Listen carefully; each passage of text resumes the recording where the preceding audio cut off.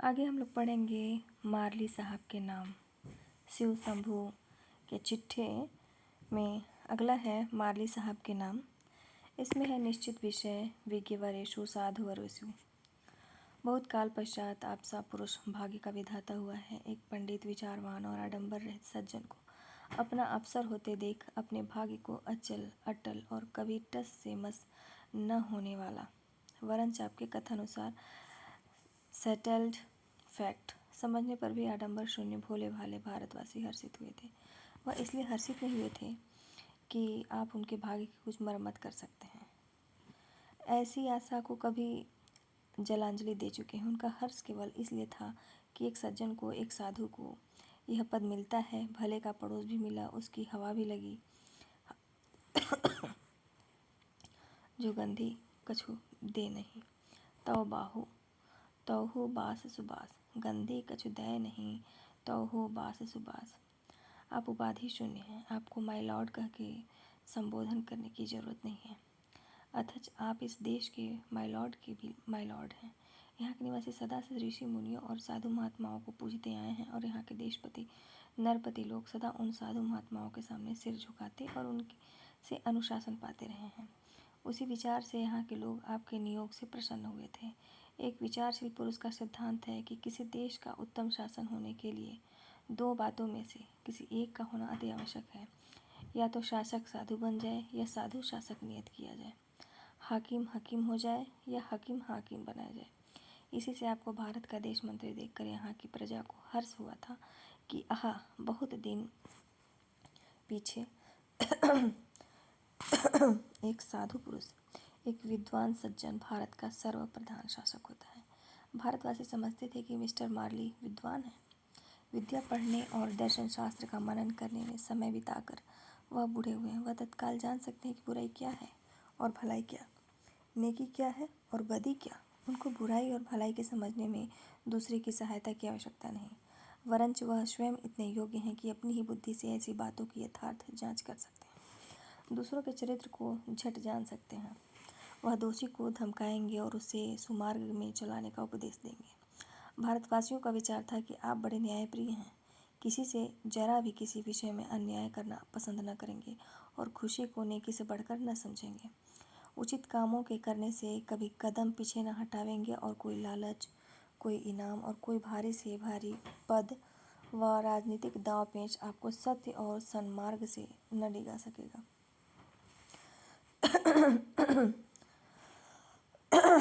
आपके मुंह से जो शब्द निकलेंगे वह तूले हुए सत्य होंगे। यही कारण है कि भारतवासी आपके नियोग की खबर सुनकर खुश हुए थे।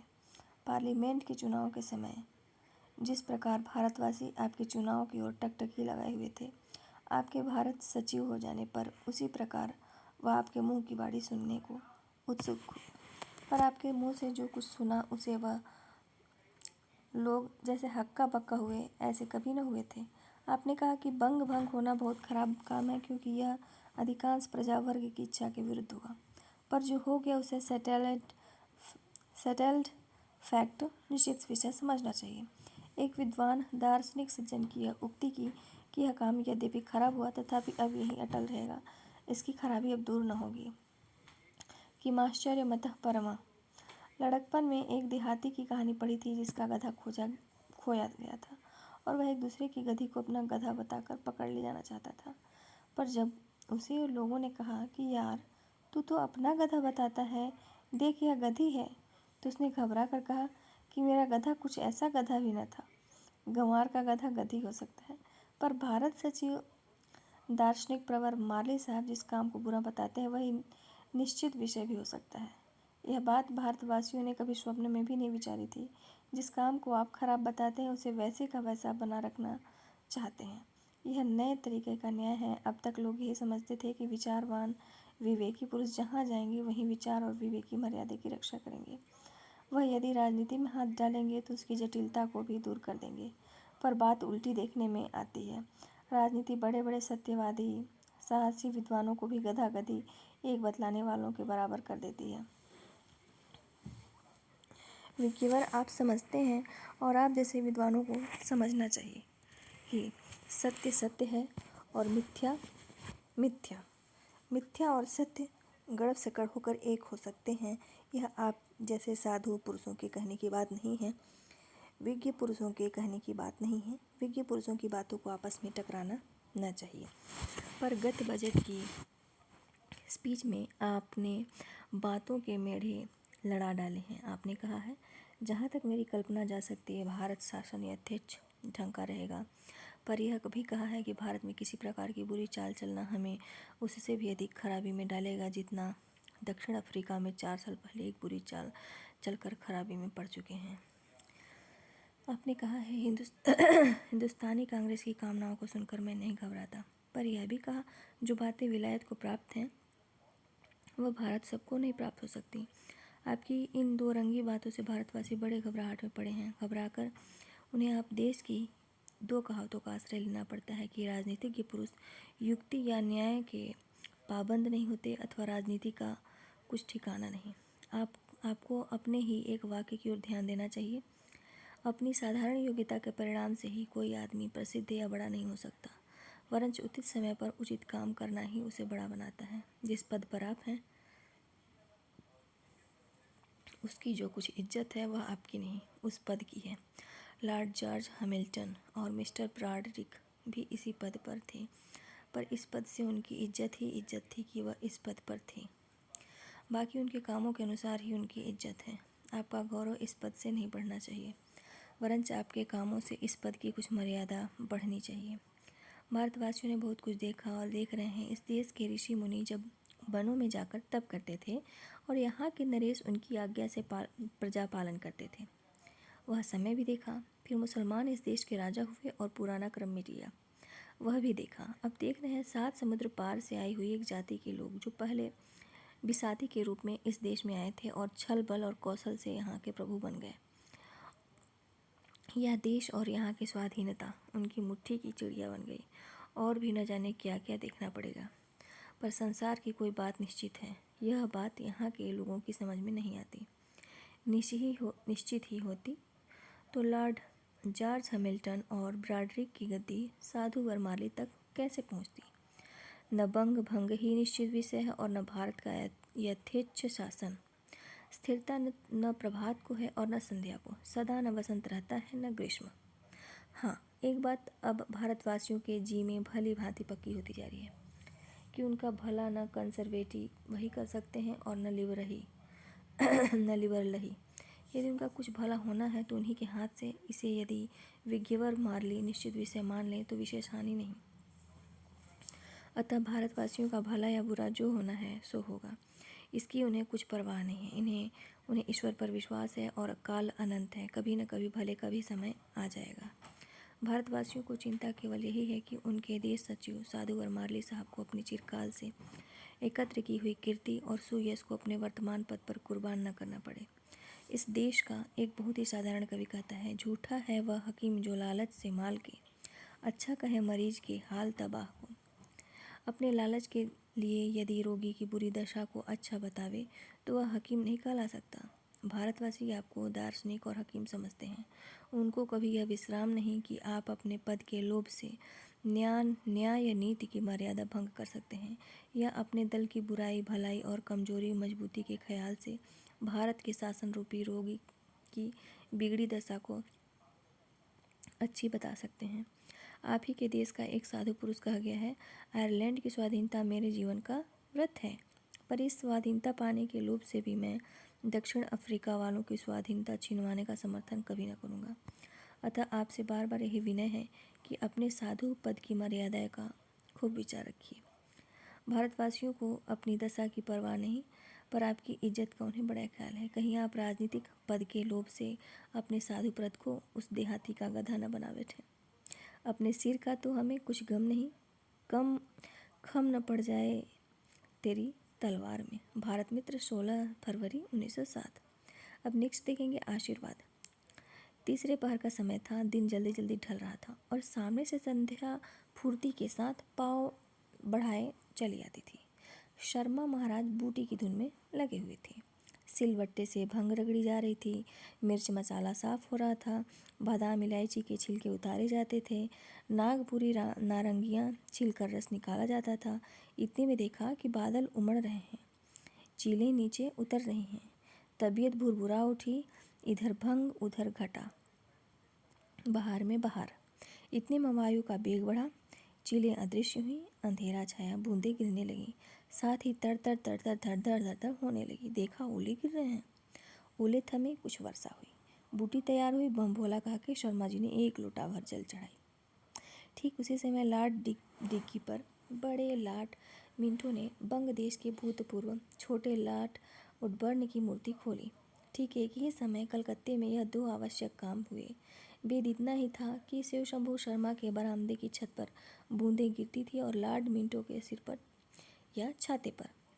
भंग छानकर महाराज जी ने खटिया पर लंबी तानी, कुछ काल सुषुप्ति के आनंद में निमग्न रहे। अचानक धड़ धड़ तड़तड़ के शब्द ने कानों में प्रवेश किया।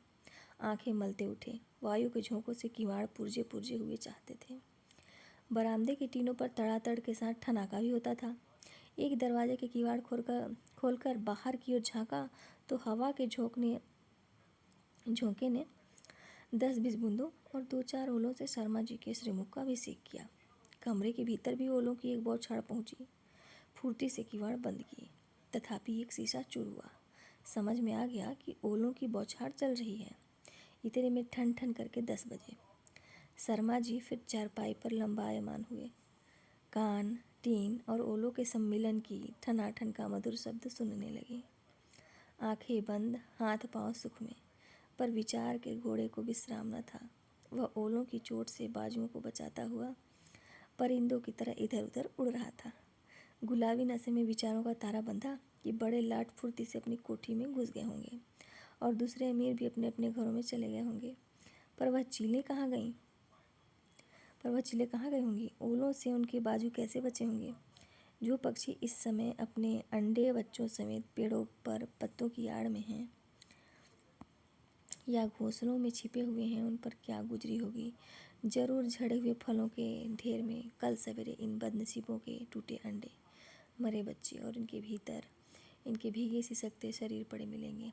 हाँ, शिव शंभू को इन पक्षियों की चिंता है, पर यह नहीं जानता कि इस अभ्रस्पर्शी अट्टालिकाओं से परपूरित महानगर में सहस्रों अभागे रात बिताने को झोपड़ी भी नहीं रखते।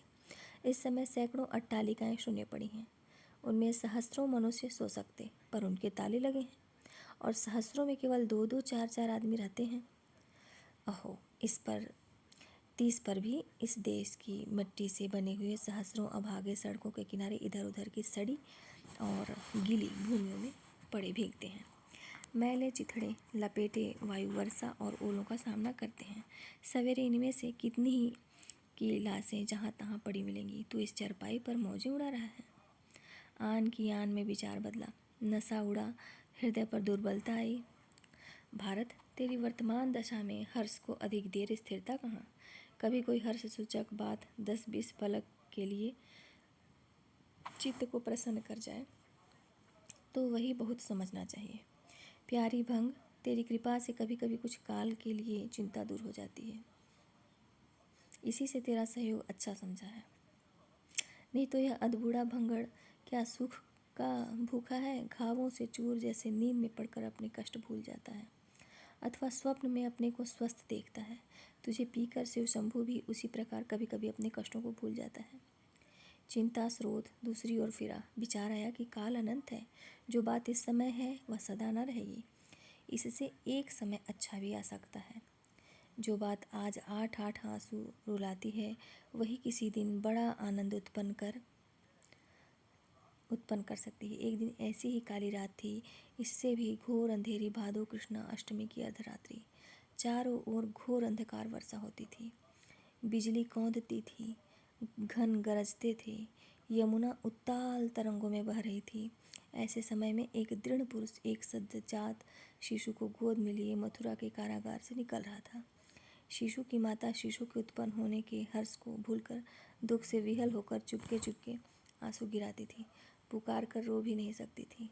बालक उसने उस पुरुष को अर्पण किया और कलेजा पर हाथ रख कर बैठ गई। सुधा आने के समय उसने कारागार में आयु बिताई है। उसके कितने बालक वहीं उत्पन्न हुए और वहीं उसकी आंखों के सामने मारे गए। यह अंतिम बालक है।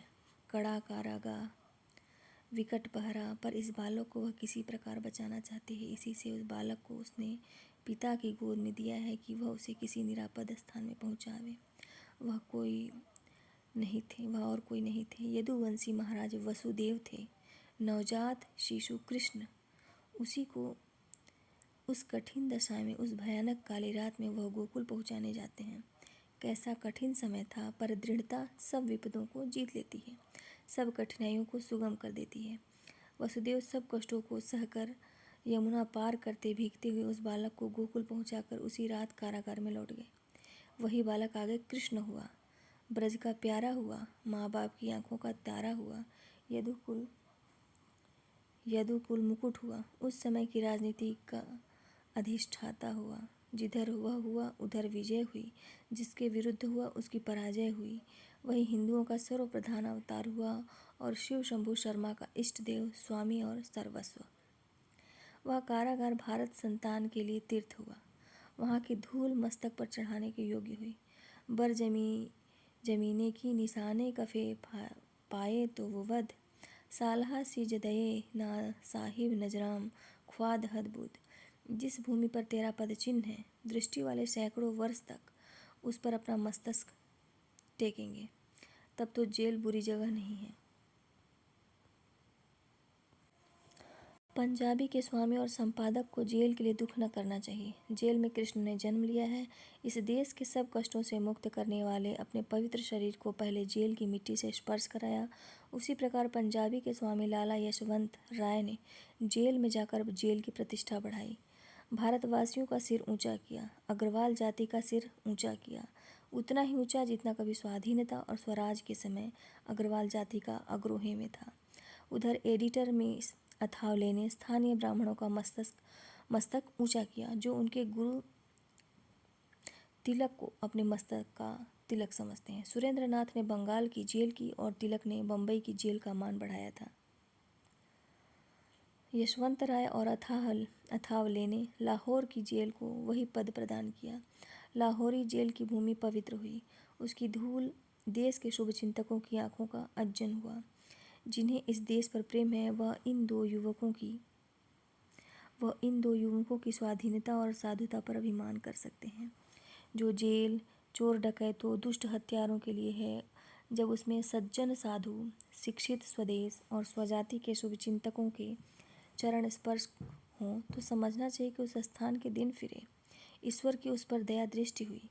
साधुओं पर संकट पड़ने से शुभ दिन आते हैं। इससे सब भारतवासी शोक संताप भूलकर प्रार्थना के लिए हाथ उठावें।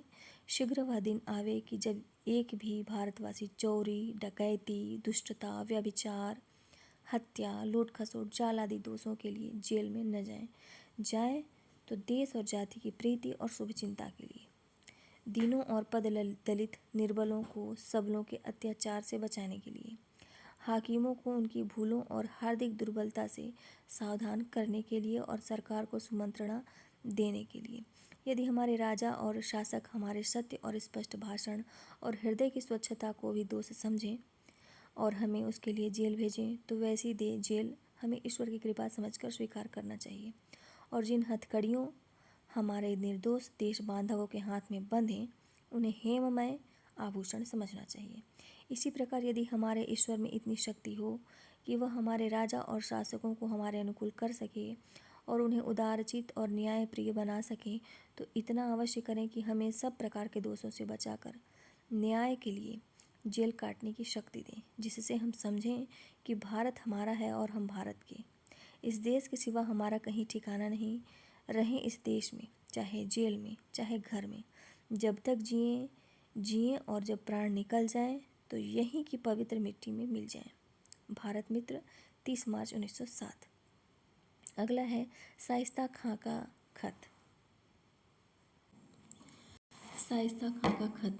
फूलर साहब के नाम। भाई फूलर जंग 200 सवा 200 साल के बाद तुमने फिर एक बार नवाबी ज़माने को ताज़ा किया है। इसके लिए मैं तुम्हारा शुक्रिया किस ज़ुबान से अदा करूँ। मैंने तो समझा था कि हम लोगों की बदनाम नवाबी हुकूमत की दुनिया में फिर कभी इज्जत न होगी। उस पर अमल दरामद को क्या, उसका नाम भी अगर कोई लेगा तो गाली देने के लिए। मेरा ही नहीं, मेरे नाम भी जो नवाब हुए उन सब का ही ख्याल है। मगर अब देखता हूँ कि ज़माने का इनकलाब एक बार फिर से हम लोगों के कारनामों को ताज़ा करना चाहता है। अपनी हुकूमत के ज़माने में मैंने कितने ही काम अपनी मर्ज़ी से किए और कितने ही लाचारी से। उनमें से ही कितनों ही के लिए मैं निहायत शर्मिंदा हूँ। अपने ऊपर मुझे आप नफ़रत आती है। मैंने देखा कि उन कामों का नतीजा बहुत ख़राब हुआ। हुकूमत के नशे में उस वक्त बुरा भला कुछ न सोचा, मगर अंजाम जो कुछ हुआ वह सारे ज़माने ने देख लिया। यानी हमारी कौम को बहुत जल्द हुकूमत से छुट्टी मिल गई और जिस बादशाह का मैं नायब बनकर बंगाल का नाजिम हुआ था, उसने मरने से पहले अपनी हुकूमत का जवाल अपनी आंखों से देखा। बंगाल में मेरे बाद फिर किसी को नाजिम नहीं होना पड़ा। गर्जे के मैंने खूब गौर करके देखा। बंगाली में या हिंदुस्तान में नवाबी जमाना फिर खोने की कोई ज़रूरत नहीं। इन 200 साल में कितनी ही बातें मैंने जान ली हैं। ज़माने के कितने ही उलट पलट देखे और समझे। उसी चाल पर खूब निगाह जमा कर देखा, पर कहीं नवाबी के खड़ा होने की गुंजाइश न पाई। लेकिन देखा जाता है कि तुम्हारे जी में नवाबी की ख्वाहिश है। तुम बंगाल के हिंदुओं को धमकाते हो कि उनके लिए फिर शाइस्ता खां का ज़माना ला दिया जाएगा। भाई वल्लाह, मैंने जब से यह खबर अपने दोस्त नवाब अब्दुल लतीफ़ खां से सुनी है, तब से हंसते हंसते मेरे पेट में बल पड़ जाते हैं। अकेला मैं ही नहीं हंसा, बल्कि जितने मुझसे पहले और पीछे के नवाब यहाँ बहिश्त में मौजूद हैं, सब एक बार हंसे। यहाँ तक कि हमारे शिका सूरत बादशाह औरंगजेब भी, जो उस दुनिया में कभी न हंसे थे, इस वक्त अपनी हंसी को रोक न सके। हंसी इस बात की थी कि बेसमझे ही तुमने मेरे ज़माने का नाम लिया है। मालूम होता है कि तुमने इल्म तवारीख से बहुत कम मस है। अगर तुम्हें मालूम होता कि मेरा ज़माना बंगालियों के बनिस्बत तुम फिरंगियों के लिए ज़्यादा मुसीबत का था, तो शायद उसका नाम भी न लेते। तुमको मालूम होना चाहिए कि यहाँ बहिश्त में भी अंग्रेज़ी अखबार पढ़े जाते हैं। मेरे ज़माने में तुम लोगों को गिटपिट बोली की को ख्याल ही में कौन लाता था, पर मैंने मालूम किया कि मेरे बाद उसकी कोई कुछ कदर न थी। यहाँ तक कि गदर के ज़माने में दिल्ली के मुसलमान तुम्हारी बोली को गुड डामियर बोली कहा करते थे। मगर इस वक्त यहाँ भी तुम्हारी बोली की ज़रूरत पड़ती है, क्योंकि अब वह कुल हिंदुस्तान में छाई हुई है और हिंदुस्तान की खबरों को जानने का यहाँ वालों को भी शौक़ रहता है। इसी से अंग्रेज़ी अखबारों की ज़रूरी खबरें यहाँ वाले भी नवाब अब्दुल लतीफ़ खां वगैरह सुन लिया करते हैं। भाई नवाब फुलर, मैं सच कहता हूँ कि मेरा ज़माना बुलाना तुम कभी पसंद ना करोगे। मुझे ताज्जुब है कि किसी अंग्रेज़न ने तुम्हारे ऐसा कहने पर तुम्हें गंवार नहीं कहा। उस वक्त तुम लोग क्या थे, ज़रा सुन डालो। तुम कई तरह के फ़िरंगी इस मुल्क में अपने जहाज़ों में बैठकर आने लगे थे। बंगाल में वलंदेज़, पुर्तगीज़, फ़ारसीसी, और तुम लोगों ने कई मुकामों में अपनी कोठियाँ बनाई थी और तिजारत के बहाने कितनी ही तरह की शरारतें सोचा और किया करते थे। वह फ़िरंगी चोरियाँ करते थे, डाके डालते थे, गांव जलाते थे। जब हम लोगों को यह मालूम हुआ कि तुम्हारी नीयत साफ़ नहीं है, तिजारत के बहाने तुम इस मुल्क पर दखल करके बैठने की फ़िक्र में हो, तब तुम लोगों को यहाँ से मार के भगाना पड़ा। और सिर्फ बंगाल ही से नहीं, सारे हिंदुस्तान से निकालने का भी हमारे बादशाह ने बंदोबस्त किया था। जुल्म से यह शुल्क तुम्हारे साथ नहीं किया गया, बल्कि तुम्हारी शरारतों के सबब से। इसके बाद 50 साल तक तुम अपने पाँव से खड़े न हो सके। यह कायदा है कि तुम कौम की हुकूमत ही को लोग जुल्म से भी बढ़कर जुल्म समझते हैं। इससे हिंदू हमारी हुकूमत को उस ज़माने में बुरा समझते हों तो एक मामूली बात है, तो भी मैं तुम्हारे जानने को कहता हूँ कि हम मुसलमानों ने बहुत दफ़े हिंदुओं के साथ इंसानियत का बर्ताव भी किया है। बहुत सी बदनामियों के साथ मेरी हुकूमत के वक्त की एक नेक नामी बंगाली की तवारीख में ऐसी मौजूद है जिसकी नज़ीर तुम्हारी तवारीख में कहीं भी न मिलेगी। मैंने बंगाल के दारुसल्तनत ढाके में 1 रुपये के 8 मन चावल बिकवाए थे। क्या तुम में वह ज़माना फिर ला देने की ताकत है? मैं समझता हूँ कि अंग्रेजी हुकूमत में यह बात नामुमकिन है। अंग्रेजी में ऐसा न हुआ, न है और न हो सकता है। जहाँ तुम्हारी हुकूमत जाती है वहीं खाने पीने की चीज़ों को एकदम आग लग जाती है, क्योंकि तुम तो हम लोगों की तरह खाली हाकिम नहीं हो, साथ साथ बक्काल भी हो। उस अपने बक्कालपन की हिमायत के लिए ही हमारे ज़माने को बंगाल में खींच कर लाना चाहते हो। जो बादशाह भी है और बक्काल भी, उसकी हुकूमत में खाने पीने की चीज़ें सस्ती कैसे हों? मेरी हुकूमत का एक सबसे बड़ा इल्ज़ाम मैं खुद बताता हूँ। अपने बादशाह के हुक्म से मैंने बंगाल के हिंदुओं पर जिजिया लगाया था, पर वह तुम फरंगियों पर भी लगाया था। तुम लोग चालाक थे, कुछ घोड़े और तोहफा तहायफ देकर बच गए। हिंदुओं के साथ झगड़ा हुआ, उनके 2-4 मंदिर टूटे और एक इज्जतदार रईस कैद हुआ। इसी के लिए मैं शर्मिंदा हूँ और इसका बदला भी हाथों पाया, और इसी का खौफ तुम अपने इलाके में हिंदुओं को दिलाते हो।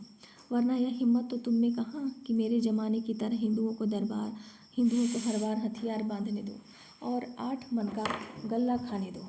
तुम लोगों ने जो मासूल इस मुल्क पर लगाए हैं, वह क्या कभी इस मुल्क की खाने पीने की चीज़ों को सस्ता होने देंगे? तुम्हारा नमक का महसूल जीजिए से किस बात में कम है? भाई फूलर जंग, कितने ही इल्ज़ाम चाहे मुझ पर हों, एक बार मैंने इस मुल्क की रैयत को ज़रूर खुश किया था, मगर तुमने हुकूमत की बाग हाथ में लेते ही गुरखों को अपने वहदे पर मुकर्रर किया है। बच्चों के मुंह से वंदे मातरम सुनकर तुम जामे से बाहर होते हो। इतने पर भी तुम मेरी या किसी दूसरे नवाब की हुकूमत से अपनी हुकूमत को अच्छा समझते हो। तुम्हें आफरी है। तुमने बिगड़ कर कहा है कि तुम बंगालियों को 500 साल पीछे फेंक दोगे। अगर ऐसा हो तो भी बंगाली बुरे न रहेंगे। उस वक्त बंगाल में एक ऐसे राजा का राज था जिसने हिंदुओं के लिए मंदिर और मुसलमानों के लिए मस्जिदें बनवाई थीं, और उस राजा के मर जाने पर हिंदू उसकी लाश को जलाना और मुसलमान गाड़ना चाहते थे। वह जमाना तुम्हारे जैसा हाकिम क्यों आने देगा? तुम तो हिंदू मुसलमानों को लड़ाकर हुकूमत करने की बहादुरी समझते हो, और इस वक्त मुसलमानों के साथ बड़ी मोहब्बत जाहिर कर रहे हो। मगर तुम लोगों की मोहब्बत कलकत्ते में उस लाठ के बनाने से ही समझदार मुसलमान समझ गए, जो तुम्हारा एक चलता अफसर सिराजुद्दौला का मुंह काला करने के लिए एक कयासी वकुए की यादगारी के तौर पर बना गया है। मुसलमानों से तुम्हारी जैसी मोहब्बत है, उससे वह लाठ पुकार पुकार कर कह रही है। आखिर मैं तुमको एक दोस्ताना सलाह देता हूँ कि खबरदार, कभी पुराने ज़माने को फिर लाने की कोशिश न करना। तुम लोगों को मैं सदा कमीने, झगड़ालू लोग और बेईमान वक्काल कहा करता। मेरे बाद भी तुम्हारे कर्मों से इस मुल्क के लोगों को कभी मोहब्बत नहीं हुई। यहाँ तक कि खुदा ने तुम्हें इस मुल्क का मालिक कर दिया तो भी लोगों का एतबार तुम पर न हुआ। हाँ, एक तुम्हारी जन्नत मकानी मलिका विक्टोरिया का ज़माना ही ऐसा हुआ, जिसमें इस मुल्क के लोगों ने तुम लोगों की हुकूमत की इज्जत की, क्योंकि उस मलिका मुअज्जमा ने अदल से इस मुल्क के लोगों का दिल अपने हाथ में लिया। मैं नहीं चाहता कि तुम उस हासिल की हुई इज्जत को खो। रैयत के दिल में इंसाफ का सिक्का बैठता है, जुल्म का नहीं। जुल्म के लिए हम लोग बदनाम हो चुके। तुम क्यों बदनाम होते हो? जुल्म का नतीजा हम भोग चुके हैं, पर तुम्हें उससे खबरदार करते हैं। अपने कामों से साबित कर दो कि तुम इंसान हो, खुदा दर्स हो, यहाँ की रैयत को पालने आए हो, लोगों को गिरी हालत से उठाने आए हो। लोग यह न समझे कि मतलबी हो, ना खुदा दर्श हो। अपने मतलब के लिए इस मुल्क के लड़कों को वंदे मातरम कहने से भी बंद करते हो। ख्याल रखो कि दुनिया चंद रोज़ा है, आखिर सबको उस दुनिया से काम है जिसमें हम हैं। सदा कोई रहा न रहेगा। नेक नामी या बदनामी रह जाएगी। तुम जुल्म से बंगालियों को मत रुलाओ, बल्कि ऐसा करो जिससे तुम्हारे अलग होने के वक्त बंगाली खुद रोवें। फ़कत शाइस्ता खां, अज जन्नत। भारत मित्र, 25 नवंबर 1905। अब शाइस्ता खां का खत दूसरा है। फूलर साहब के नाम। शाइस्ता खां का खत दूसरा है। फूलर साहब के नाम। बरादरम फूलर जंग, तुम्हारी जंग खत्म हो गई। यह लड़ाई तुम साफ हारे। तुमने अपनी शमशीर भी म्यान में कर ली। इससे अब तुम्हारे अलकाब में जंग जोड़ने की ज़रूरत नहीं। पर जिस तरह तुम्हारी नवाबी छीन जाने पर भी हिंदुस्तानी सरकार तुम्हें बम्बई में विलायती जहाज़ पर तुम्हें मामूली नवाबी ठाठ से चढ़ा देना चाहती है, उसी तरह मैंने भी मुनासिब समझा कि उस वक्त तुम्हारा अलकाव भी बदस्तूर रहे। इसमें हर्ज ही क्या है? सचमुच तुम्हारी हुकूमत का अंजाम बड़ा दर्दनाक हुआ। जिसे तुमने खुद दर्दनाक बताया है, मुझे उसके लिए ताज्जुब नहीं, क्योंकि वह अटल था। पर अफसोस है कि इतना जल्द हुआ। मैं जानता था कि ऐसा होगा। उसका इशारा मेरे पहले खत में मौजूद है, पर यह ख्याल न करता था कि 10 ही महीने तुम्हारी नकली नवाबी तय हो जाएगी। वल्लाह, भानुमति के तमाशे को भी मात किया। अभी गुठली थी, जरा सा पानी छिड़क कर 2 छटाक मट्टी में दबा देने से फूट निकली। 2 पत्ते निकल आए, 4 हुए, बहुत हुए, पेड़ हुआ, फल लगे। थोड़ी देर में वही गुठली और वही टीन का लोटा मियाँ मदारी के हाथ में रह गया। तुमने यह सुनकर कि नवाबों के कई कई बेगम होती थीं, अपने रियाया में से 2 बेगम फर्ज की, मगर उनमें जो होशियार थी उसने तुम्हें मुंह न लगाया और न तुम्हारी नवाबी तस्लीम की। जो भोली थी उसे तुमने रिझाया, पर वह बेचारी अभी तक यह समझने न पाई थी कि तुम उसके हुस्नो सीरत पर नहीं रिझे, बल्कि होशियारी बेगम की बेअतनाई से कुढ़कर मतलब की मोहब्बत दिखाते थे, जिसकी बुनियादी निहायत कमज़ोर थी। अफसोस तुम्हारी यह शान भी न चली, सिर्फ 2 बेगमों को भी तुम न रिझा सके। सच है, कहीं बुलहवसी भी मोहब्बत हो सकती है। और तुमने सुना होगा कि नवाब सख्ती बहुत किया करते थे। उनके अमल में सब तरह की अंधाधुंध चल सकती थी। इसी से तुमने भी शक्ति और अंधाधुंध शुरू की। अपनी ज़बरदस्ती से तुमने उस जोश को रोकना चाहा जो अपने मुल्क की बनी चीज़ों के फैलाने और गैर मुल्क की चीज़ों के रोकने के लिए बंगाल में बड़ी तेज़ी से फैल रहा था। तुमने इस बात पर ख्याल न किया कि जो जोश तुम्हारे अलफरे आला की शक्ति से पैदा हुआ है, वह सख्ती और ज़बरदस्ती से कैसे दब सकता है। शायद तुमने समझा कि वह पूरी सख्ती से दबाया नहीं गया, इसी से फैला है। तुम्हारी शक्ति उसे दबा देगी, और जो काम तुम्हारे खुदावंद से न हुआ, उसके कर डालने की बहादुरी तुम हासिल कर लोगे। मगर अब तुम्हें अच्छी तरह मालूम हो गया होगा कि ऐसा समझने में तुमने कितनी बड़ी गलती खाई। तुम्हारे आला अफसर ने यह ओहदा तुम्हारी बेहतरी के लिए तुम्हें दिया नहीं, बल्कि अपनी जिद पूरी कराने या अपना उल्लू सीधा कराने के लिए। मगर उसकी वह आरज़ू पूरी न हुई, उल्टी तुम्हें तकलीफ़ और खिफ़्फ़त उठानी पड़ी। तुम सच जानो, तुम्हारे ओहदे पर बैठने के लिए तुमसे बढ़कर लायक और हकदार लोग कई मौजूद थे, मगर वह लोग थे जो अपनी अक्ल से काम लेते और इस बात पर खूब गौर करते कि सख्ती करके जब हमारे आला अफसर ने शिकस्त खाई है, तो हमें उसमें फतह कैसे हासिल होगी। तुम्हें भी अगर इतना सोचने की मोहलत मिलती, तो तुम चाहे इस ओहदेही को कबूल न करते या उस रास्ते को तर्क करते जिस पर तुम चलकर खराब हुए। देखो भाई, जो गुजर गया उसे कोई लौटा नहीं सकता। बहकर दूर निकल गया हुआ नदी का पानी क्या कभी फिर लौटा है? 500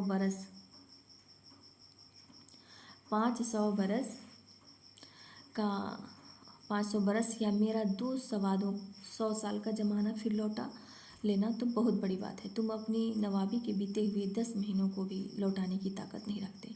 क्या तुम 1906 ईस्वी को पीछे हटाकर 1406 कर बना सकते हो? नहीं भाई, इतने वर्ष तो कहाँ। तुम में 20 अगस्त को 19 बनाने की भी ताकत नहीं है। ज़रा 500 साल पहले की अपने मुल्क की तारीख पर निगाह डालो। उस वक्त तुम्हारी कौम क्या थी? अगर तुम किसी तरह उस ज़माने तक पहुंच जाओ तो अपनी शक्ल पहचान न सको। दुनिया तारीख दिखाई देने लगे और तुम खौफ से आंखें बंद कर लो। दुनिया में तुम्हें अपना कोई मातहत मुल्क नज़र न आवे, बल्कि अपने ही मुल्क में तुम्हें अपने को बेगाना समझना पड़े। हिंद में मेरा ज़माना लाने के लिए तुम्हें रेल तार तोड़ने, दुखानी जहाज़ गारत करने, डाक उठवा देने, गैस बिजली वगैरह को जहन्नम रसीद कर देने की ज़रूरत है। नहरें पटवा देने और सड़कें उठवा देने की ज़रूरत है। साथ ही तालीम को नेस्तो नाबूद कर देने की ज़रूरत है। तुम सबको छोड़कर एक तालीम को मिटाने की तरफ झुके थे। यह हिदायत तुम्हें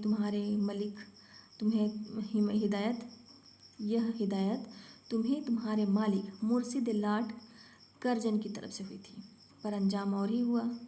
तालीम गारत न हुई बल्कि और तरक्की पा गई। बंगाली अपना कौमी दारुल उलम बनाते हैं। गारत हुई पहले तुम्हारी नेक नामी और पीछे नौकरी। रियाया और मदरसे के तुलबा से लड़ते लड़ते तुमने नवाबी खत्म की। लोगों को आम जल से करने और कौमी नारे मारने से रोका। लड़कों को अपनी मुल्की माल की तरफ मुतवज्जह देखकर तुमने उनको जेल में भिजवाया, स्कूलों से निकलवाया और पिटवाया। तुम्हारे इलाके बरिसाल में तुम्हारे मातहतों ने इस मुल्क की रियाया के सबसे आला इज्जतदार और तालीम याफ्ता बेइज्जत करने की निहायत खफीफ हरकत की। तुमने अपने मातहतों का इसमें साथ दिया। नतीजा यह हुआ कि हाई कोर्ट से तुम्हारे कामों की सलामत हुई। तुमने बड़ी सेखी से कहा था कि हाई कोर्ट मेरा कुछ नहीं कर सकती, पार्लियामेंट मेरे हुक्म को रोक नहीं सकती, मगर दो बातें गलत साबित हुई। हाई कोर्ट से तो तुमने मलामत सुनी ही, पार्लियामेंट से भी वह सुनी कि सारी नवाबी भूल गए। तुम्हारी होशियारी और लियाकत का इसी से पता लगता है कि तुम्हारे अफसर का हुक्म पहुंचने से पहले तुम्हारे सूबे में एक बंदे खुदा को बेवक्त फांसी हो गई। तुम्हारी इन हरकतों पर यहाँ जन्नत में खूब खूब चर्चे होते हैं। पुराने बादशाह और नवाब कहते हैं कि भाई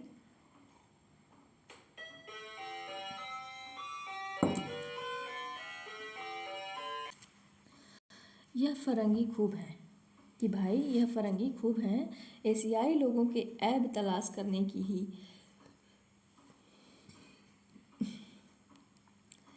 ऐब तलाश करने ही को यह अपनी बहादुरी समझते हैं। दिखाने को तो उन ऐबों से नफरत करते हैं, पर हकीकत देखिए तो उनको चुन चुन कर काम में लाते हैं, मगर हुनरों से चश्मपोशी करते हैं। तुम लोग हमारे ज़माने के ऐबों को काम में लाने से नहीं हिचकते, मगर उस ज़माने के हुनरों की नकल करने की तरफ ख्याल नहीं दौड़ाते, क्योंकि वह टेढ़ी खीर है। कहाँ 8 मन के चावल और कहाँ हथियार बांधने की आज़ादी। 8 मन के चावलों की जगह तुम खुश्कशाली और कहत छोड़कर जाते हो। हथियारों की आज़ादी की जगह 10 आदमियों का मिलकर निकलना, मजलिसें करना और वंदे मातरम कहना बंद किए जाते हो। अरे यार, इतना तो सोचा होता कि पिंजरे में भी चिड़िया बोल सकती है, कैद में भी जवान कैद नहीं होती। तुमने गजब किया, लोगों का मुंह तक सी दिया था। और भी अहले जन्नत ने एक बात पर गौर किया है, वह यह कि किस भरोसे पर तुम अपने सूबे के लोगों को मेरे ज़माने में फेंक देने की जुर्अत करते थे। इसलिए इसकी वजह सुनिए। तुम खूब जानते हो कि तुम्हारी 150 साल की हुकूमत ने तुम्हारे सूबे के लोगों को कुछ भी आगे नहीं बढ़ाया। वह करीब करीब 200 साल पहले के ज़माने ही में है। तुम उनको बढ़ाते हो तो आज वह तुमसे किसी भी बात में सिवा चमड़े के रंग के कम न होते, पर तुमने उन्हें वहीं रखा, बल्कि उनकी कुछ पुरानी खूबियाँ छीन लीं और पुराने हुकूक जब्त कर लिए। दी थी कुछ तालीम और कुछ नौकरियाँ, उन्हीं को छीन कर तुम उन्हें औरंगजेब के ज़माने में फेंकना चाहते थे। वरन और दिया ही क्या था जो छीनते, और बढ़ाया ही क्या था जो घटाते। अपनी 10 महीने की नवाबी से तुम खुद तंग आ गए थे। इसी से कयास कर लो कि गरीब रैयत को कैसी तकलीफ़ हुई होगी। सब तुम्हारे जाने से खुश हैं, ताहम खुशकिस्मती से हमारी मरहूम कौम रोने को तैयार है। उसे तुम प्यारी बेगम कहकर बेवा बना ले चले हो। वह तुम्हारे फिराक में टिस्वे बहाती है। तुम्हें घर तक पहुंचा देने में वह टिस्वे तुम्हारी मदद करेंगे। भाई, हमारी कौम की सल्तनत गई, हुकूमत गई, शानो शौकत गई, पर जिहालत और गुलामी की आदत न गई। वह मर्द नहीं बनना चाहती, बल्कि रांड रहकर सदा एक खाविंद तलाश करती रहती है। देखिए तुम्हारे बाद में क्या करती है। तूल फजूल है, तुम चले अब कहने से ही क्या है, पर जो तुम्हारे जानशीन होते हैं वह सुन रखें कि ज़माने के बहते दरिया को लाठी मार के कोई रोक नहीं सकता। दूसरे को तंग करके कोई खुश रह नहीं सकता। अपने मुल्क को जाओ और खुदा तौफीक दे तो हिंदुस्तान के लोगों को कभी कभी दुआए खैर से याद करना। वस्सलाम। शाइस्ता का अज जन्नत, भारत मित्र, 18 अगस्त 1906। अब है सर सैयद अहमद खां का खत। अलीगढ़ कॉलेज के लड़कों के नाम। मेरे प्यारों, मेरी आँखों के तारों, मेरी कौम के नौनिहालों, ज़िंदगी में मैंने इज्जत, नाम और बहुत कुछ हासिल की, मगर यह कहूँगा और मेरा यह कहना बिल्कुल सच है कि तुम्हारी बेहतरी की तदबीर ही मैंने अपनी पूरी उम्र कर दी। तुम लोगों की तरक्की और बेहबूदी के ख्याल ही को मैं अपनी ज़िंदगी का हासिल समझता रहा। होश संभालने के दिन से आखिर दम तक इस कौमे मरहूम का मरसिया ही मेरी जुबान पर जारी था। लाख लाख शुक्र की ये जगह है कि मेरी मेहनत बेकार न गई। तुम्हारे लिए मैं जो कुछ चाहता था उनमें से बहुत कुछ पूरा हुआ, और तुम्हें एक अच्छी हालत में देख लेने के बाद मैंने खुदा को जान सौंपी। उस दिन मेरे मज़ार पर आकर तुमने निढाल होकर अपने आंसुओं के मोती भी बखेर दिए। उस वक्त की अपने दिल की कैफियत क्या जाहिर करूं कि मुझ पर क्या गुजरती थी, और तब से मुझे कितनी बेचैनी है। हाय चिमिकदार खुंदर अमद खुर्दा बाशम की बर खाकम आई ओ मन मुर्दा बाशम।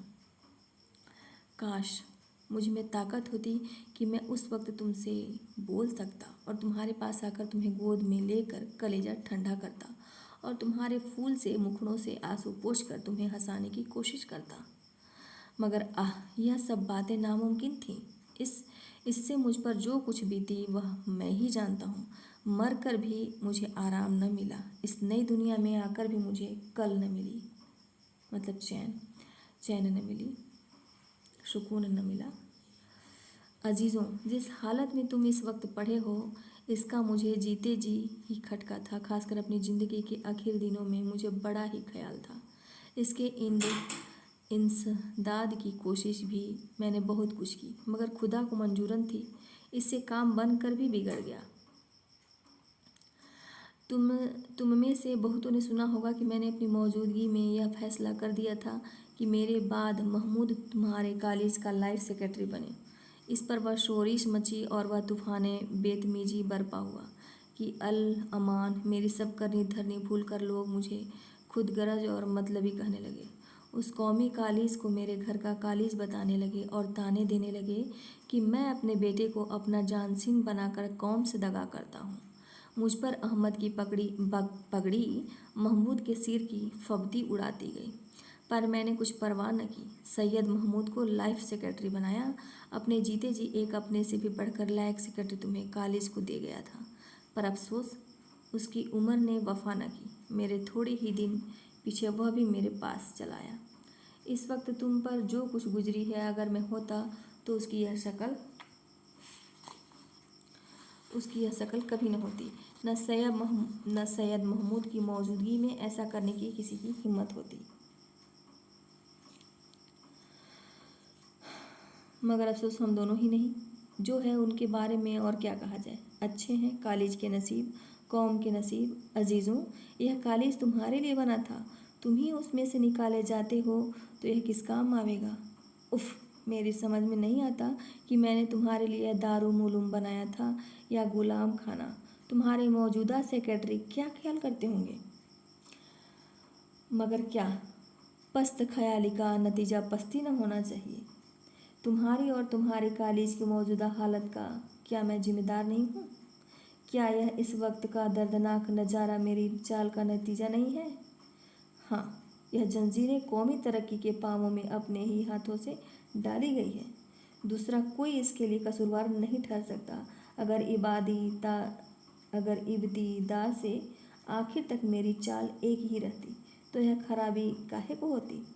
कौमी पस्ती का ऐसा सीन देखने में न आता, न जिल्लत, नफ़रत, न इज्जत का अरमा।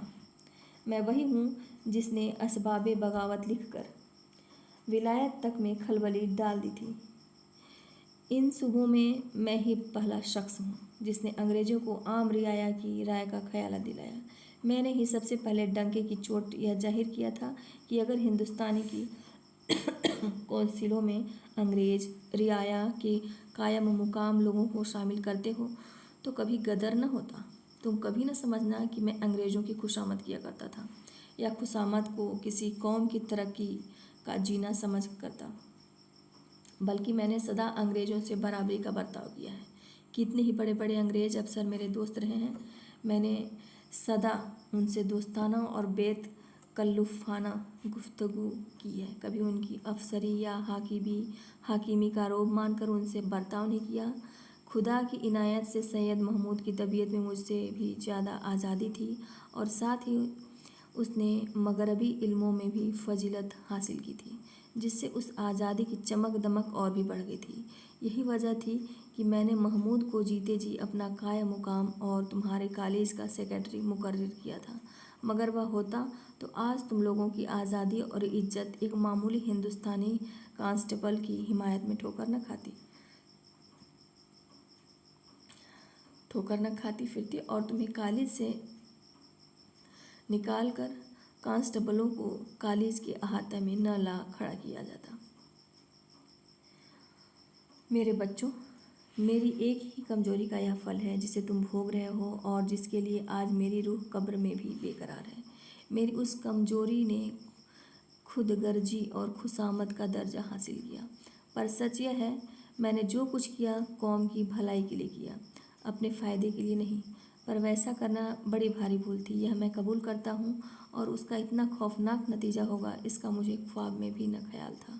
मैंने यही समझा था कि इस वक्त मसलहतन यह चाल चल ली जाए, आगे चलकर इसकी इस्लाह कर ली जाए। मैं यह न समझा था कि यह चाल मेरी कौम की रगो रोसे में मिल जाएगी और छूटने के बजाय उसकी खुशबू और आदत बन जाएगी।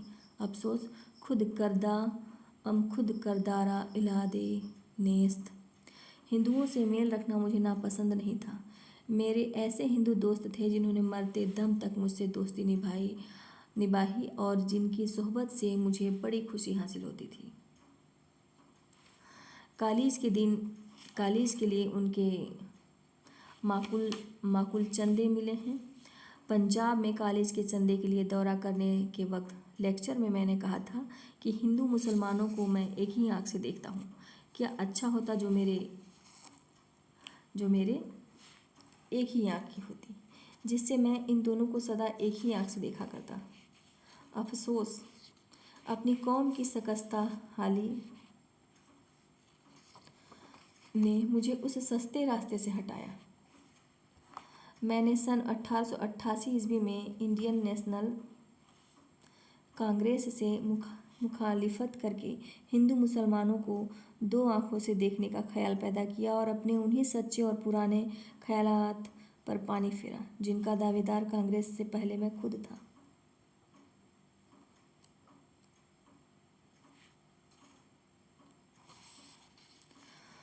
ख्याल करने से ताज्जुब ना शुद्ध लिखे हैं उर्दू शब्द और अफसोस मालूम होता है कि मैंने यह सच्चा और सीधा रास्ता छोड़ा भी तो किसके कहने से कि जो असबाबे बगावत लिखने के वक्त मेरे पिछले ख्यालात का तरफदार था और उसी ने मेरी उस उर्दू किताब का अंग्रेजी तर्जुमा कर दिया था। काश सर ऑकलैंड काल्विन इन सूबों के लेफ्टिनेंट गवर्नर न होते और उसी हैसियत में रहते जैसे उस किताब के तर्जुमा करने के वक्त थे।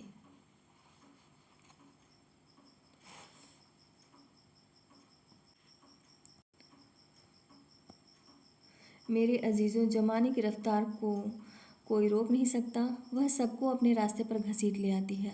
अगरचे तुम लड़के नहीं हो, जवान हो और माशाअल्लाह तुम में से कितनों ही के दाढ़ी मूछें भी निकल रही हैं। अगर इसी कॉलेज में तुम पर्दे की बुबू की तरह रखे जाते हो, गैर के साए से बचाए जाते हो, तुम्हारे हर काम पर अंग्रेज प्रिंसिपल वगैरह वैसा ही पहरा देखते हैं जैसे दाया और मामा छू गोद के और उंगली के सहारे के बालकों पर रखती हैं। पर इतने पर भी तुम नीरे गोद के बच्चे नहीं बन रह सके।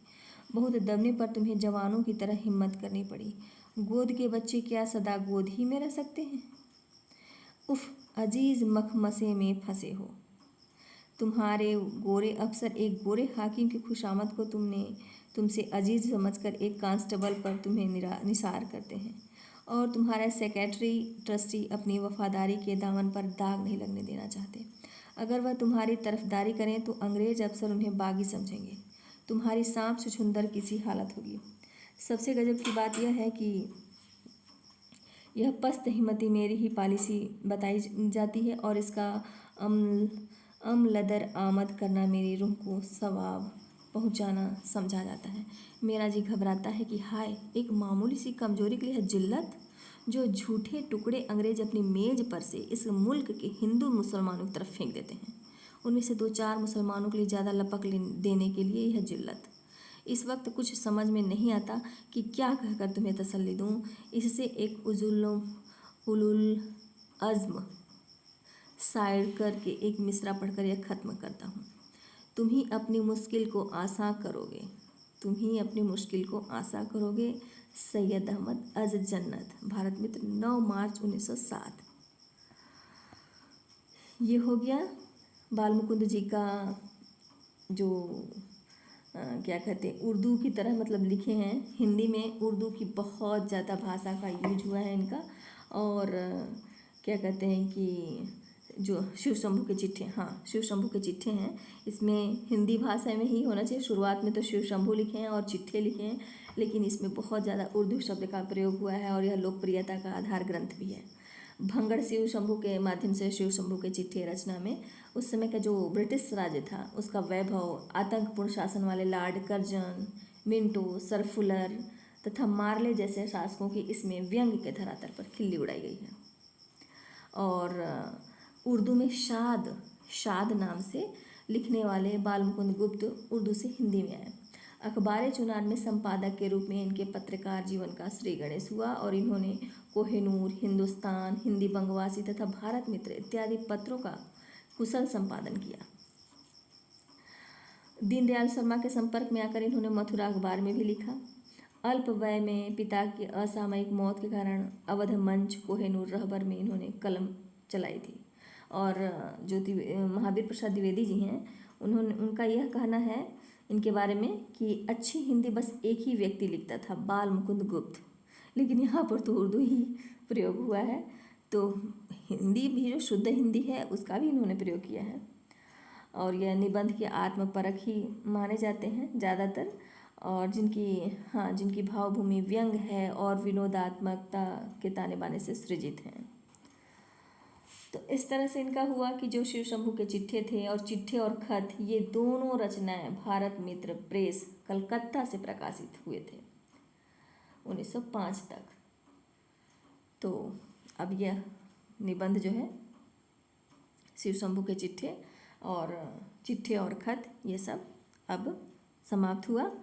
धन्यवाद। आप लोग इसे ध्यान से ज़रूर सुनिएगा, क्योंकि इसी में से बीच में कोई भी कथन पूछा जा सकता है, तो यह समझ में नहीं आएगा कि शिव शंभू के चिट्ठे ये इस तरह से कैसे लिख सकते हैं बाल मुकुंद गुप्त जी। हाँ, तो इसमें यह उर्दू का बहुत ज़्यादा यूज हुआ है। सर सैयद अहमद खां, हाँ, इस तरह से कई लोगों का है ना, तो वो सब हमें ध्यान में रखना होगा। Thank you so much.